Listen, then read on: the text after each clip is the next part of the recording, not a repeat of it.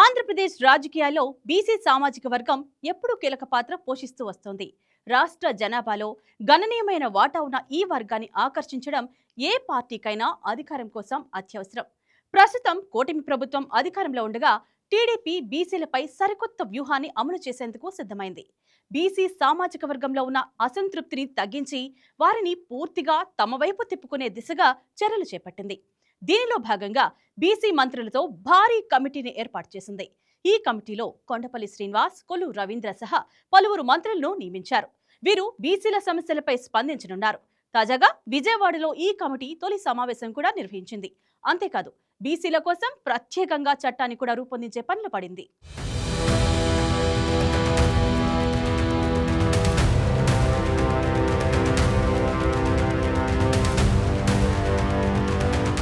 బీసీలను సెంట్రిక్గా చేసుకొని వైసీపీ కొత్త ప్రణాళిక రచిస్తుందని రాజకీయ వర్గాలు చెబుతున్నాయి.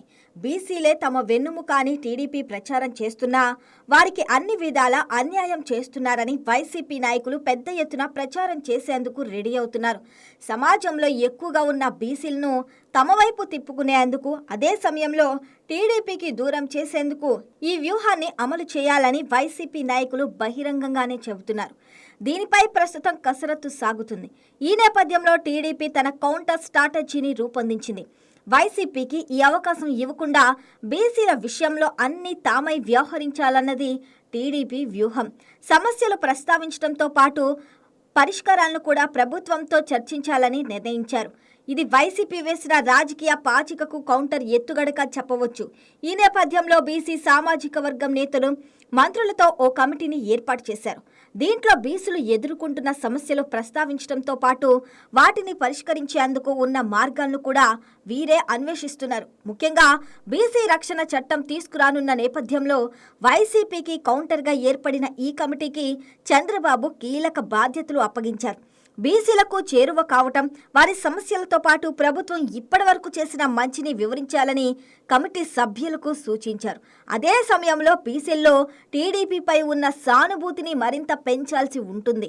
వైసీపీ వేసే ప్రతి అడుగును అంచనా వేసి దానికి కౌంటర్గా రాష్ట్ర వ్యాప్తంగా బీసీల సమ్మేళనాలు, సమావేశాలు నిర్వహించనున్నారు. మొత్తంగా ఇది బీసీల్లో టీడీపీకి ఉన్న పట్టును నిలబెట్టుకునే దిశగానే సాగనుంది.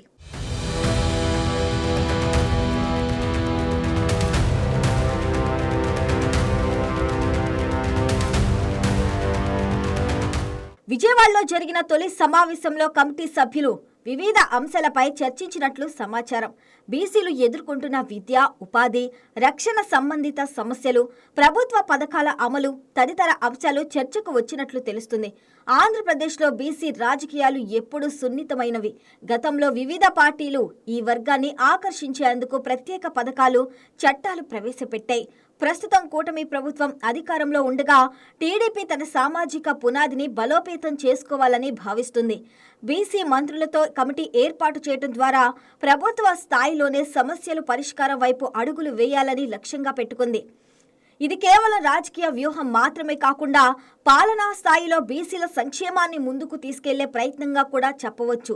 వైసీపీ బీసీలపై దృష్టి సారించడం వెనుక రాజకీయ లెక్కలు ఉన్నాయి. ప్రతిపక్షంగా ఉన్న పార్టీ సమాజంలో పెద్ద వాటా ఉన్న వర్గాన్ని తమ వైపు తిప్పుకుంటే రాజకీయంగా లబ్ధి పొందవచ్చని భావిస్తుంది. అయితే టీడీపీ ఈ అవకాశాన్ని ఇవ్వకుండా ముందస్తు చర్యలు తీసుకుంటుంది.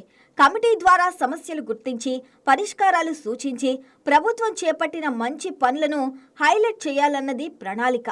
రాష్ట్ర వ్యాప్తంగా బీసీ సమ్మేళనాలు నిర్వహించడం ద్వారా ప్రజల్లో నేరుగా సంప్రదింపులు జరపాలని భావిస్తున్నారు. ఇది టీడీపీకి బీసీలో ఉన్న పట్టును మరింత బలోపేతం చేస్తుందని పార్టీ నాయకులు ఆశిస్తున్నారు. బీసీ రక్షణ చట్టం తీసుకురావాలన్న డిమాండ్లు గత కొన్నేళ్లుగా వినిపిస్తున్నాయి. ఈ నేపథ్యంలో కమిటీ ఏర్పాటు సమయోచితమని రాజకీయ విశ్లేషకులు అభిప్రాయపడుతున్నారు. కమిటీ సభ్యులు బీసీలకు చేరువై వారి సమస్యలను విని ప్రభుత్వానికి నివేదికలు సమర్పించవలసి ఉంటుంది. అదే సమయంలో ప్రభుత్వం అమలు చేస్తున్న సంక్షేమ పథకాలు, రిజర్వేషన్లు, ఉపాధి అవకాశాలు వంటి అంశాలను వివరించాలి. దీని ద్వారా బీసీల్లో టీడీపీపై నమ్మకం పెరుగుతుందని భావిస్తున్నారు.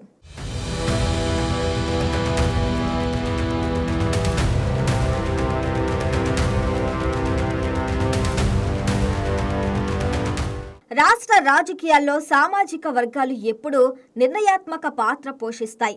బీసీలు, ఎస్సీలు, ఎస్టీలు, మైనార్టీలు వంటి వర్గాలను ఆకర్షించడం పార్టీలకు అత్యవసరం.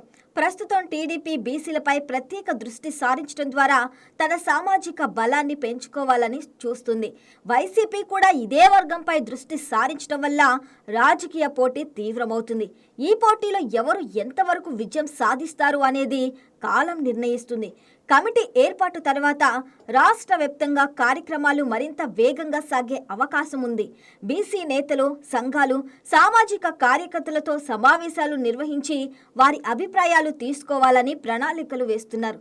దీని ద్వారా కేవలం రాజకీయ లబ్ధి కాకుండా నిజమైన సమస్యల పరిష్కారం వైపు అడుగులు వేయాలని టీడీపీ భావిస్తుంది. అయితే ఈ కమిటీ ఎంతవరకు సమర్థవంతంగా పనిచేస్తుంది, సమస్యలు ఎంతవరకు పరిష్కారం అవుతాయి అనేది చూడాల్సి ఉంది.